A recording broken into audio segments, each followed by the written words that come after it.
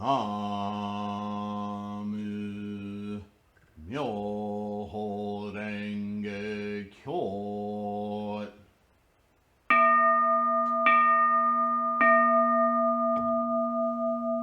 나무 묘호랭개교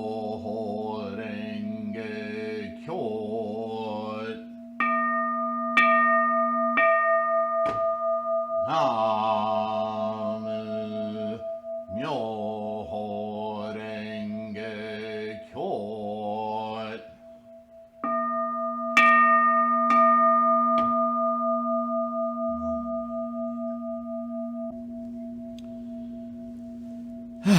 Hi everyone, Namo Myoho Renge Kyo. I'm glad you're here and healthy. I'm really glad you're here and healthy. That's going to be kind of our main topic for today as I continue talking about original cause effect, original enlightenment, this core concept that develops throughout Shakyamuni's scholarship, right through every name that you know and many that we haven't discussed, in India, in China, in Gandhara, in Japan. This idea that we casually throw around of innate Buddhahood. What do we mean by that? What does innate Buddhahood mean? Well, something that's innate is something that's, another way to say it is built in.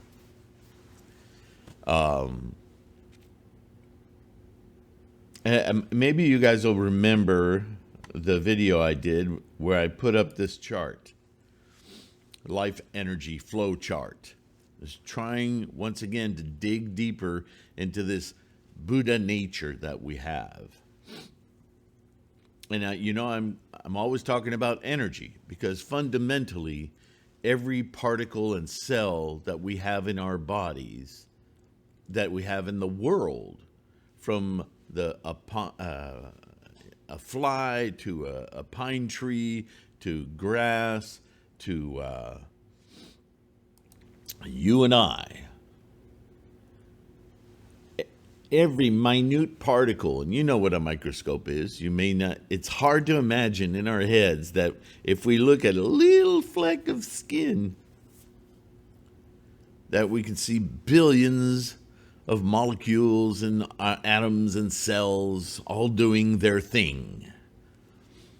Well, stretch your mind a little bit and like a Dr. Seuss cartoon and understand that all of those little tiny specks of things doing their thing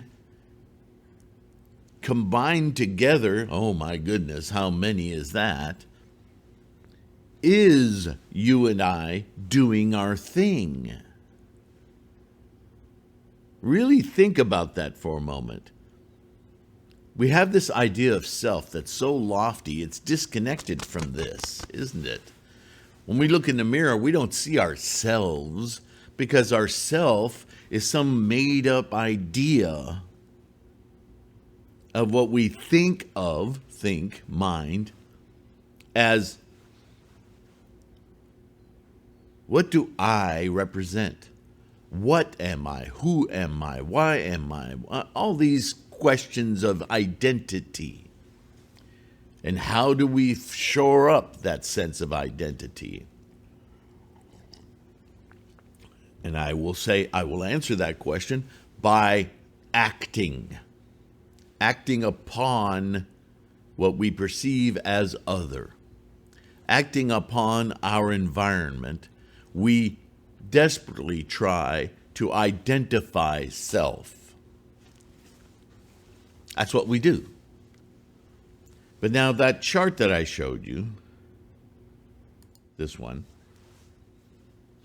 what I'm trying to dissect here for us is the idea that the energy that we're dealing with in our efforts, in our sound of our voice, in our vision, is the exact same energy, not older, not newer, the same energy that existed prior to this universe that we're in. Okay. Chew on that for a moment. How immense is the universe? We don't even know. We can't see to the edges of it. It's already moving so far away from us at such a high rate that the light escaping, which is how we see things, from things that were originally instantiated, manifested in this universe, we'll never see. They're moving away from us faster than the light can come and reach us. Faster than the speed of light from our light from our vantage point.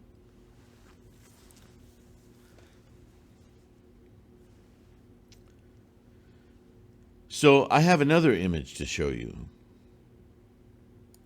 The universe. This is an image you see in many, many different forms. And what I want to talk to you about is this part right here. The Big Bang, which this drawing shows it here at the very instantiation of the universe. And these are, can you think of you know how long a second is, right? And sometimes when we're in a hurry, we talk about, and it took a half second for this to happen. And we can just about think about what a half second is, right? 1 Mississippi, 2 Mississippi. So 1 is half a second. Mississippi, the other half. I don't know how that works, but that's how we think, right? So think of what is a half a second? Another way to write a half a second. Or let's make this easier, a tenth of a second. A second is a 1, what we call a 1 second. You put a decimal point in front of that 1, and you have a tenth of a second.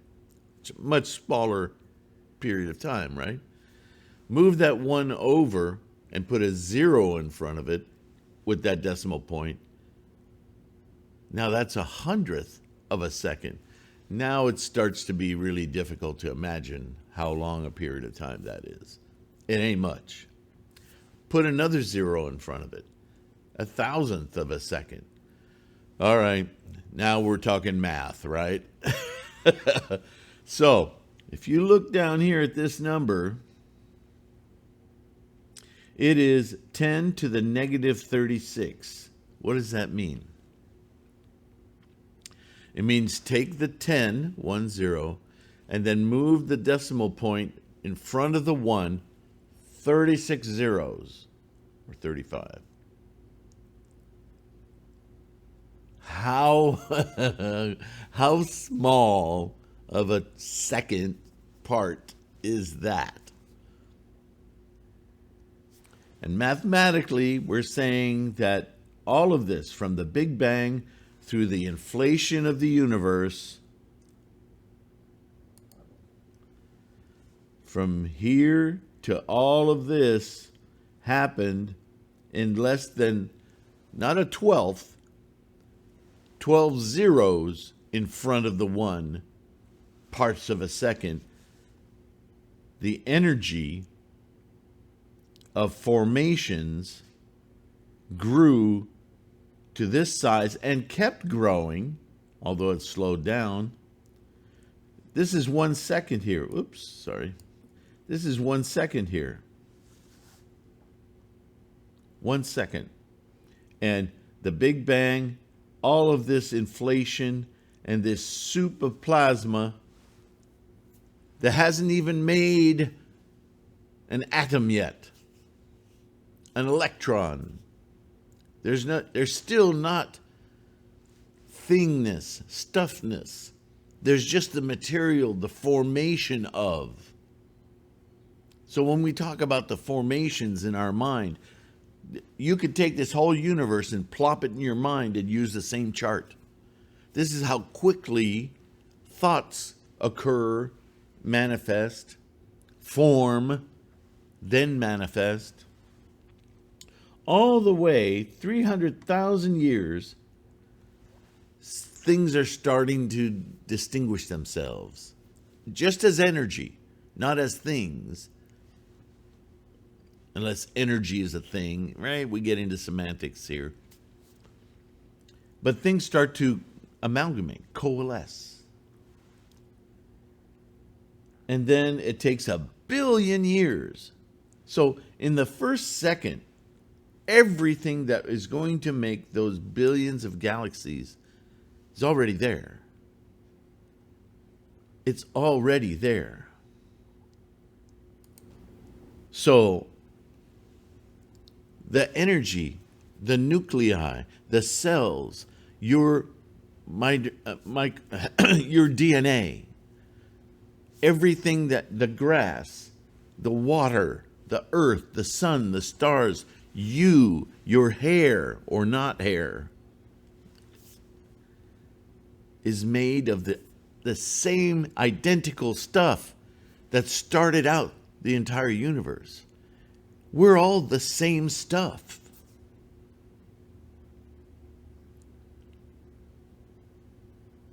So what I want to talk about today is that this experience from the Big Bang right here to the end of life, your end of life, this space-time experience, this creation of mass from energy, this space-time is something you and I experience only when we're alive. When our mind, our emergent quality of mind, is awake. It exists. This whole apparatus, the body, which is this original energy that created the entire universe, is still here working in you, forming, making, manifesting. If you don't believe me, how do you think your body ages? Your bone marrow has building blocks, cells that can be anything. They're the formations. And then the body calls out, I need new liver cells because my liver is depleting. And my lungs need new cells, and my heart needs new cells, and my eyeballs need new cells.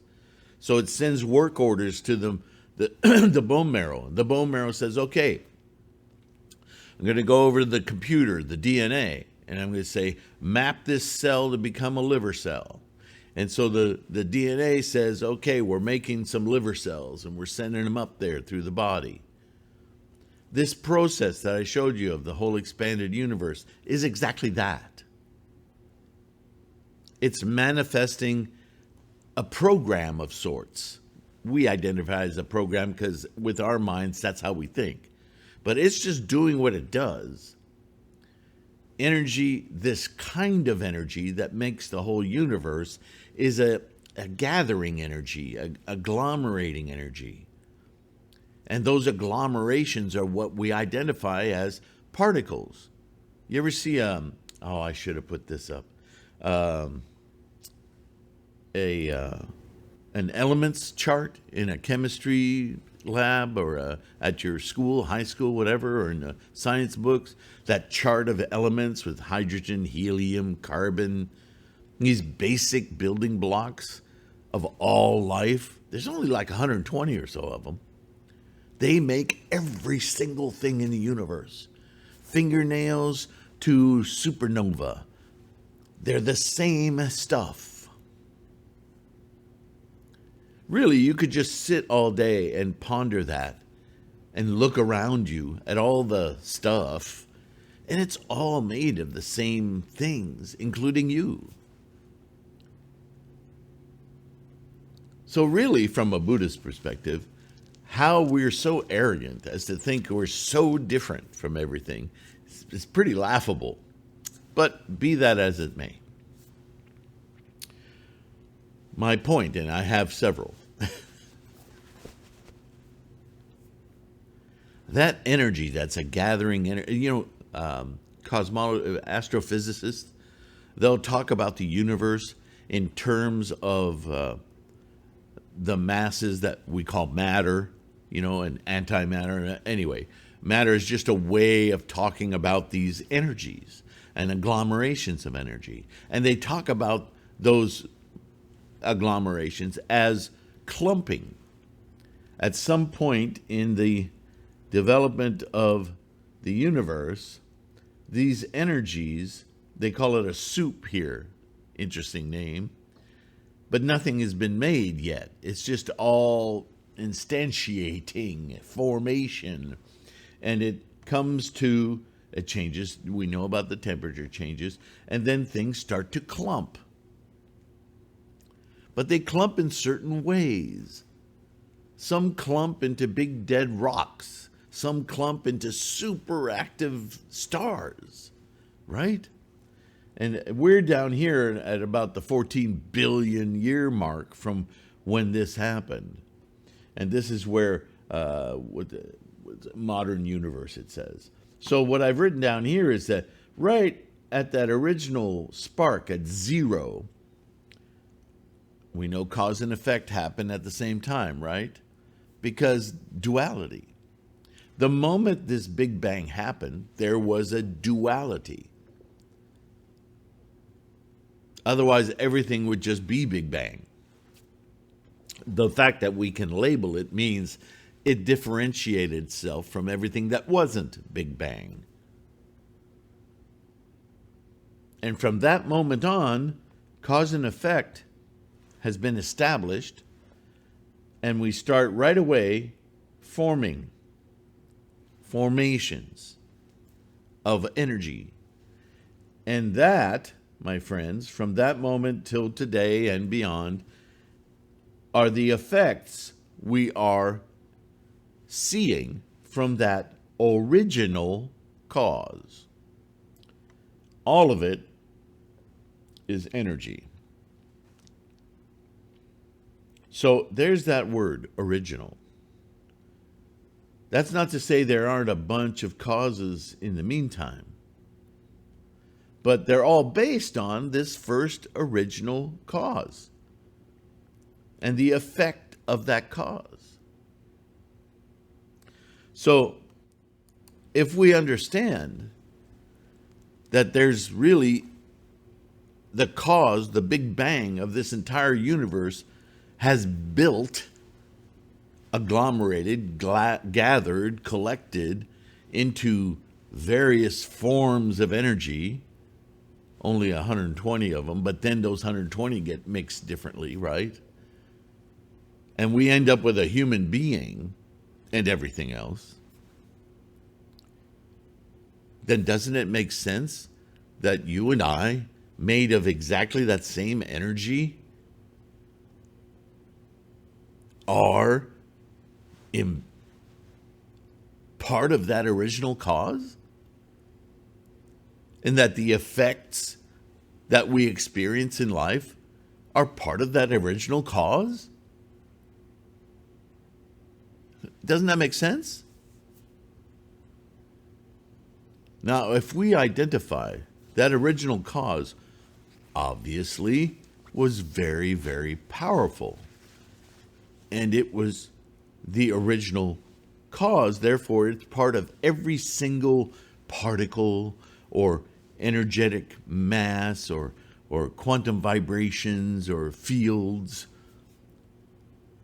They're all of that original cause. Therefore, all of what is in the universe is made of, is a component, agglomeration of that original cause. You and I are the Big Bang. Got that out of my system.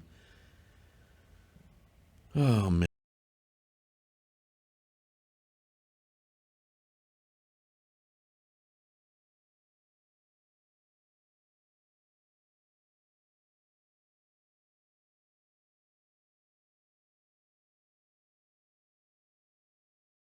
I'll try something radical. So,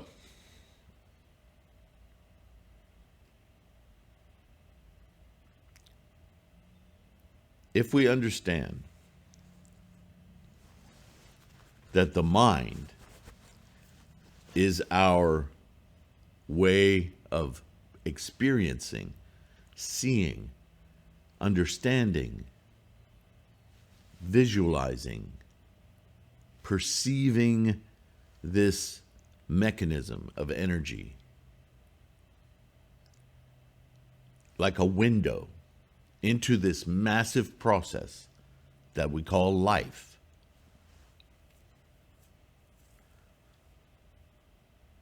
If you understand that the mind is an emergent property of that same original energy, and you and I, when we really click on that, understand that this original energy being in everything, we want to give it a label.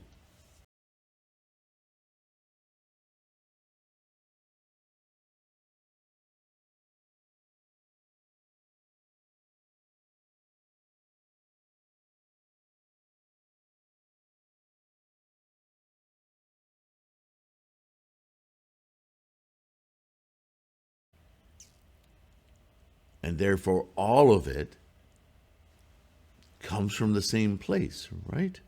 If we all have a huge well of fresh water and we all drink from it, we're all drinking that one well water, right?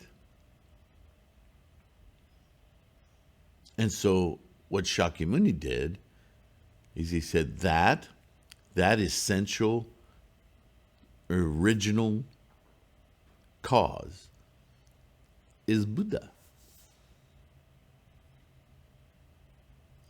So whether you believe it or not isn't the issue. You are constructed from that original source. It's just logic.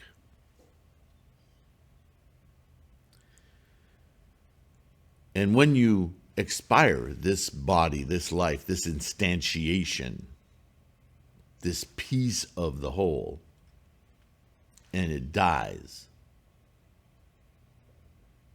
this mind no longer exists, then there is no apparatus for you to experience this process. So it's over. But the process continues, right? It's much bigger than you or I. And other minds will instantiate until, we either kill the planet so it can't support us. The planet will go on, but we won't. Something else might, right?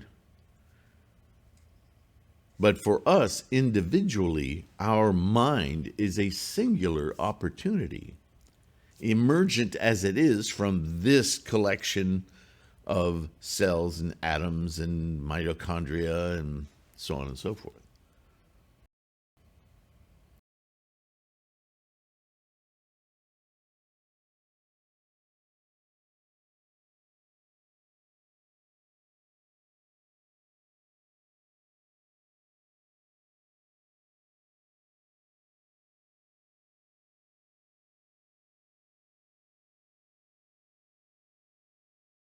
While you have it, use this mind to fully experience your instantiation, your manifestation.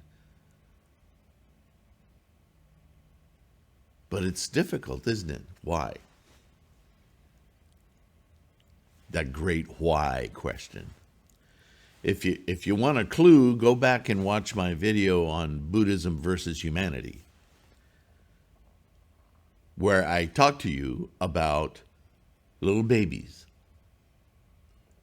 This energy, I'm going to go further back now, the energy that created this whole universe and creates a you and me, when it creates a little baby, understand that that energy is very raw. It hasn't been conditioned yet by the experience of this samsaric world. It's just starting out. And the first and only thing that baby wants to do is stick stuff in its mouth. It wants to grab at everything. It wants to own. It wants to embrace. It wants to have. And that, that energy is what created us. So it's not a bad thing, but it's out of control. Because in samsara, we grow up into adults and but we're doing the same thing as the baby. We want to control, we want to have, we want to taste everything. And there is never enough. And so from that comes greed, avarice, manipulation. You can't have that, that's for me. And the flip side of that, avarice and greed, is, well, anger being one of them, the way we manipulate and try to get more of everything. But also,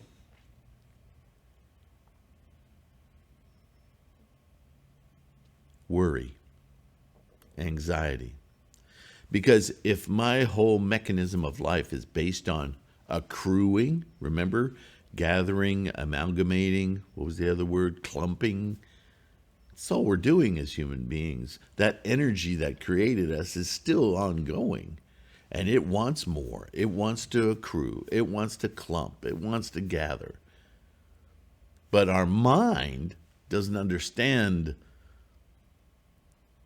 the nature, the Buddha nature of why that exists. And so what do? We worry about it. We stress about it. What can I get? What haven't I gotten yet? How can I get more? Will I ever get more? Can I get more? I don't want to lose what I have. I might lose it. Oh my gosh, I've got all of this, but where can I put it? How can I make it safe? How can I hang on to it?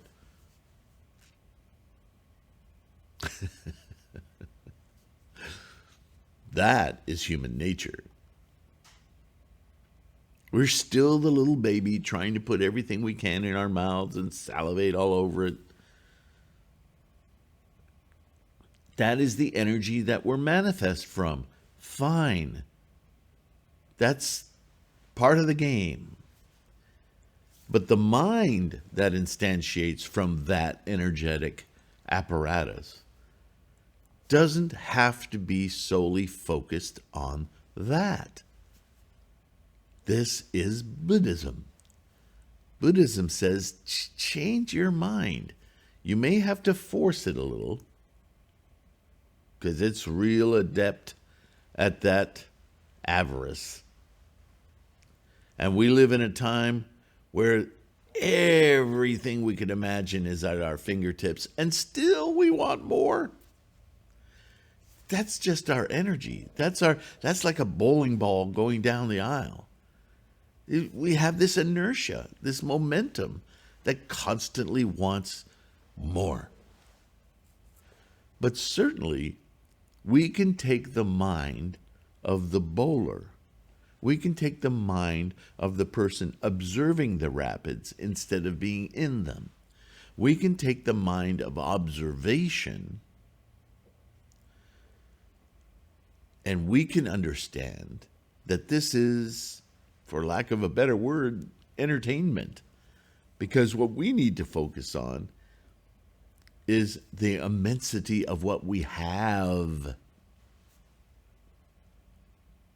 To watch this drama play out of life is, well, it's unique.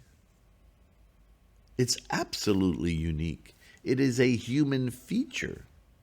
And so if we can shift our minds back, or deeper, or more insightfully, into the energy that creates all of this motion and kinetics, and view from that place this entire drama, then the stress kind of ebbs away.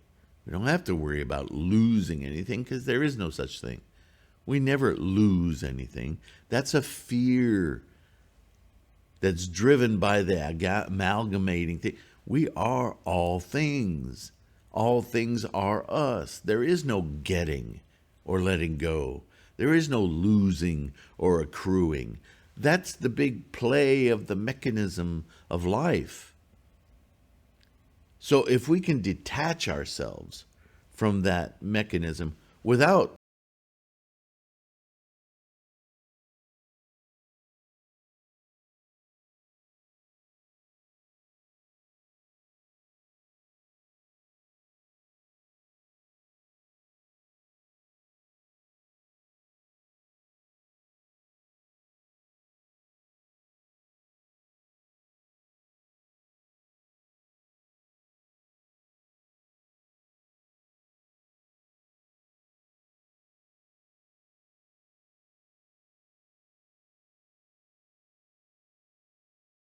and everything is you,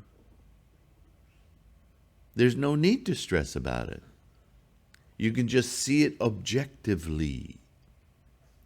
And when you do that, whatever the energies are that create you and your environs become much easier to understand, to deal with, to change, so that you can experience your particular gathering of the light to its most potential without attracting obstacles, without reaching for things that need not be reached for. They will just appear for you in your life.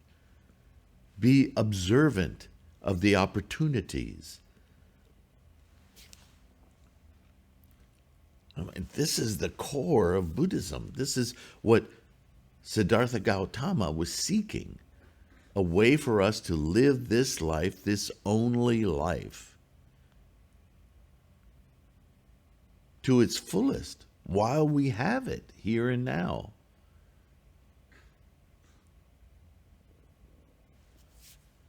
There is no purpose or use or reason to worry about your life before or after your life. Be fully engaged with your life. You are, as I am, the origin of all this universe. What are you stressing about? The one thing that causes stress is the very thing that is the nature of all things, is our agglomeration, our gathering, our clumping. That energy of clumping, that energy of creating stuff. You know, Nietzsche, it's terrible when we have to reduce things to just a cliche, but it can be useful. And it's been said that the cliche about Nietzsche is that he said, and I'm probably misquoting it here, but that the nature of humans is, or the nature of man is, a will to power. And that implies a confrontation. A will to power identifies a mental mechanism in human beings to constantly amass and gather, with an additional component of more than you, more than them, more, with an ego attached to it. And I don't think he's incorrect entirely, but I would not term it power. As a Buddhist, I would use the same analogies and say that our humankind is fundamentally, at the core, a creator. We create through amalgamation attitudes, things, collections, on and on and on. Whether it's money or art or marriages or conquests or cars or whatever. It's our mechanism of life. But it doesn't have to be all there is to life. That's the material world. mentally, we can conceive of a much bigger picture than just our little live till you're 80, live till you're 90, live till you're 100. It's a very material, physically focused ideology. And it's where all our suffering and misery comes from. If we can back up and say, well, I have 80, 90, 100 years to experience all of it, not just my little life of agglomeration and having and collecting, but how does my life, my experience in mind, play against the backdrop of this massive, massive entirety? It's hard to conceive of. And so now I'm going to remind you,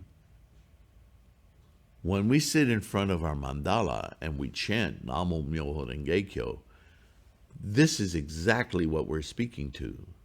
This is exactly what we're focusing our minds on, is this foundational energy of all things, which we are now privileged to completely see, observe, experience. How can there be any obstacles? Obstacles are imagined. They're constructed things in our mind. We don't need that. Look at this experience. You parents out there, how many moments have you had of just staring at your child in awe?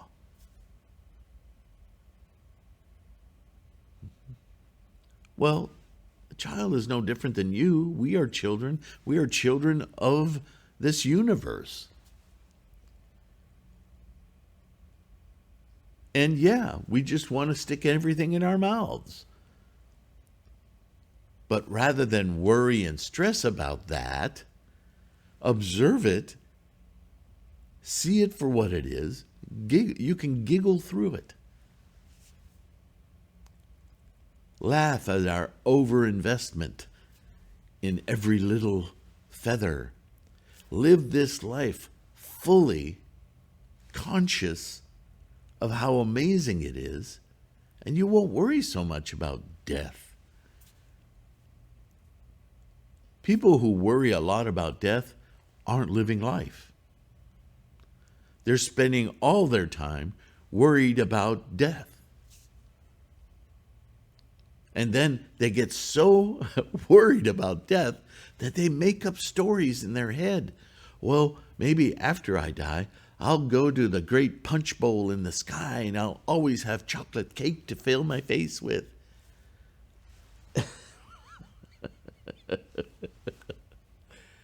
Doesn't that sound like a 4-year-old to you? There'll be unicorns and fairies and the funny thing is, we have unicorns and fairies right here and now. We don't need to wait. We're postponing our lives. We're living in the midst of the most amazing opportunity we have. And we're done with it. We're bored with it. Yeah, I can do all that, but what about... And then we create these fantasies. Make this life your fantasy. Make what you're doing right now your fantasy. Live out every possible ability and success that you can have in this life. Have complete and utter joy. And when you start to experience that, that's when you'll look at others like you, and what will well up in you is Buddhist compassion. That's a different kind of compassion than we normally have. Normally compassion, human compassion, is a commiseration. But Buddhist compassion is based on liberation. And when you achieve it, you can't tolerate that those around you don't understand it.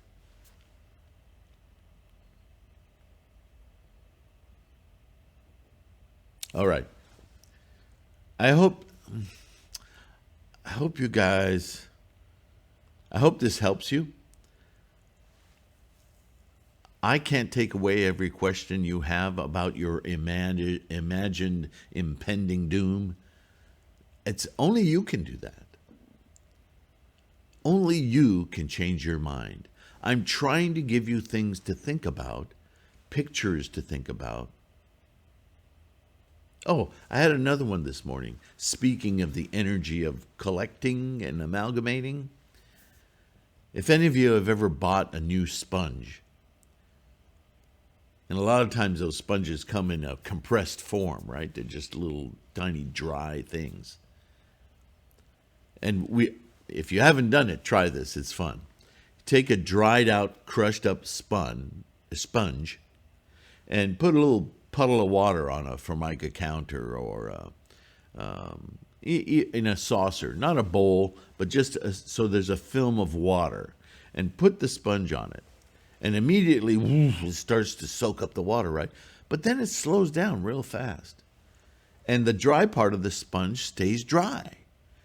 And then it comes almost to a stop.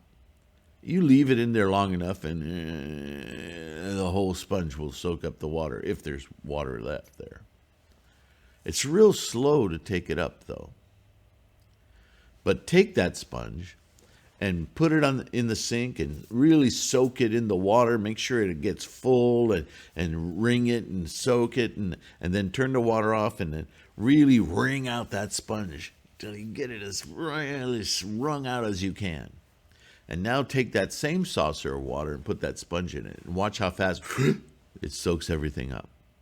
Now I know there's physics involved in there and chemistry and all, but as an analogy, what I want to give you another image of is that this energy of collecting, which is in everything, every cell of the sponge as well as the water itself, when it first starts to agglomerate,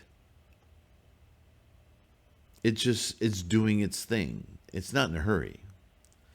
But once that sponge, that human being, has the opportunity to fill every cell,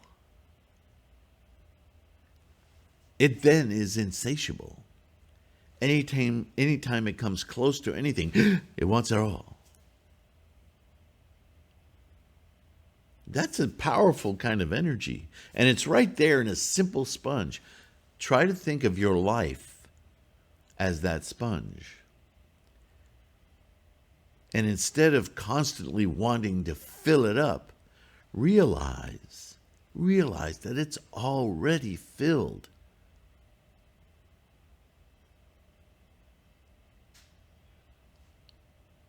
And experience the fullness of your life.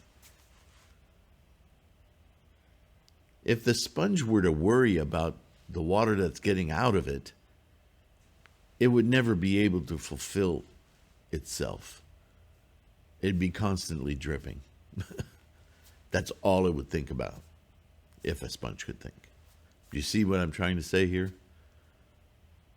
That water and movement and sponginess is just the nature of things. To worry about the nature of things is to cause yourself misery that doesn't lead to anything. Be the sponge, enjoy being the sponge, filled and experiencing being filled. Namo Myoho Renge Kyo. Enjoy your practice. Stay strong, great conviction and resolute in your desire to liberate yourself from stress, anxiety, of what? Of things that you already have. You're completely at one with all of it. Yeah, there are things in life that we need to do. But always be ready to question how much that controls your life. What value has it really? Do what you need to do, as Nichiren said. Drink sake with your wife, he said. Enjoy what there is to enjoy, and, suffer through what there is to suffer, but don't suffer on account of your worries and stress. There will always be difficulty. That's the nature of collecting. And there's a lesson, too, that maybe collecting isn't all it's cracked up to be. That maybe there's a collection that is enough. Move on. Maybe what you have is amazing and needs to be celebrated, rather than just cast aside like an old toy, looking for yet a new excitement. How can you be more exciting or excited than to be here? Namo Myoho Renge Kyo. Thank you for listening. Thank you for downloading podcasts. Like, subscribe, share. I hope you know I speak out of love. I'm not trying to embarrass or browbeat anyone. I know I get passionate about these things because I want you to maximize your life, to feel every single pore of it, because it is amazing. You are amazing. To know that is Buddha. To course through your life knowing that is Buddha. Think about how your environment will change as you amass this confidence in your amazing life. It will be mirrored.